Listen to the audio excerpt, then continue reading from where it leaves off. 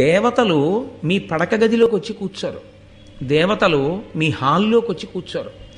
దేవతలు ఎక్కడికి వచ్చి కూర్చుంటారో తెలుసా అండి? అందరూ మీరు పూజ చేసేటప్పుడు ఆవాహయామి అంటే వస్తారు.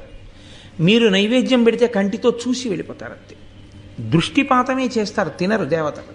ఇంటి నైవేద్యాన్ని, మీరు ఇంట్లో పెట్టే నైవేద్యం ఏది ఉందో దాన్ని దేవతలు తినడం అన్న విషయాన్ని వేదం అంగీకరించలేదు. అలా లేదు ప్రమాణం, అలా తినరు. దృష్టిపాతం చేస్తారు, కన్ను విప్పి చూస్తారు. అంతే, చూసినందుకు అది ప్రసాదం అవుతుంది. యజ్ఞం చేస్తే తింటారు. తినడం అన్న సమస్య వచ్చేటప్పటికీ వ్యక్తి రావాలి కదండి.